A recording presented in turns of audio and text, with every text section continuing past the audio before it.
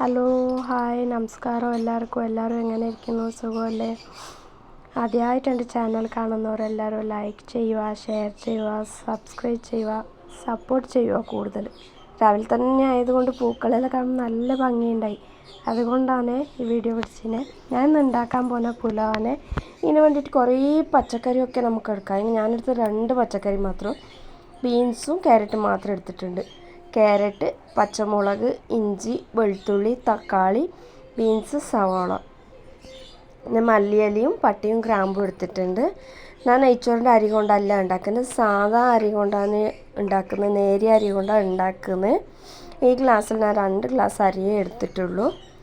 നമുക്ക് വെളുത്തുള്ളിയും പച്ചമുളകും ഇഞ്ചിയും കൂടി നമുക്ക് മിക്സിയിലൊന്ന് ഫൈൻ പേസ്റ്റാക്കി എടുക്കാം.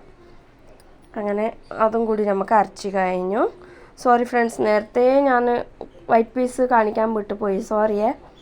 നമുക്കിപ്പോൾ ഗ്യാസ് കത്തിച്ചിട്ട് അതിൽ കുക്കർ വെച്ച് ഞാൻ ഓയിലാണ് എടുക്കുന്നത്, വെളിച്ചെണ്ണ അല്ല. അതിന് വെളിച്ചെണ്ണ എടുത്താൽ അതൊരു ടേസ്റ്റും ഉണ്ടാവില്ല.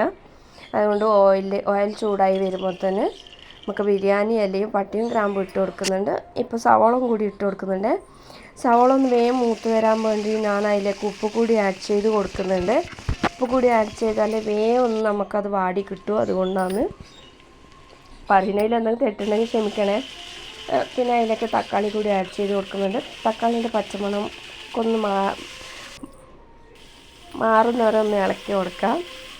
അതിലേക്ക് തന്നെ ഗ്രീൻ ബീൻസ് ഇടുന്നുണ്ട്. പിന്നെ ക്യാരറ്റും ബീൻസും കൂടി അതിലേക്കിട്ട് പച്ചമണം പോകുന്നവരൊന്ന് വറ്റിച്ച് എടുക്കുന്നുണ്ട്. നല്ലോണം ഇളക്കി കൊടുക്കുന്നുണ്ട്.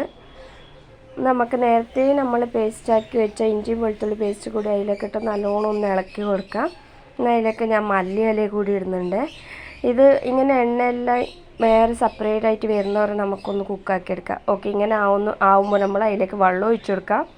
4 ഗ്ലാസ് വെള്ളമാണ് എടുക്കുന്നത്. 2 ഗ്ലാസ് അരിക്ക് 4 ഗ്ലാസ് വെള്ളം എടുക്കുന്നുണ്ട്. ഇതൊന്ന് തളിച്ച് വരുന്നവരെ നമുക്ക് വെയിറ്റ് ചെയ്യാം, എന്നിട്ട് വേണം അരി ഇടാൻ. ഓക്കെ, അങ്ങനെ വെള്ളം തളിച്ചിട്ടുണ്ട്. പിന്നെ അതിലേക്ക് നമ്മൾ അരി കൂടി ആഡ് ചെയ്ത് കൊടുക്കുന്നുണ്ട്. അരിയും കൂടി ഇട്ട പിന്നെ നമുക്കൊന്ന് നല്ലോണം ഇളക്കി കൊടുക്കാം. അതിൽ വേറെ യാതൊരു മസാലയും കൂടി ഞാൻ ഇടുന്നില്ല. പിന്നെ കുക്കറിൻ്റെ മൂടിയും ഇട്ടിട്ട് 2 വിസിൽ കൂക്കിച്ചെടുക്കുന്നുണ്ട് ഞാൻ.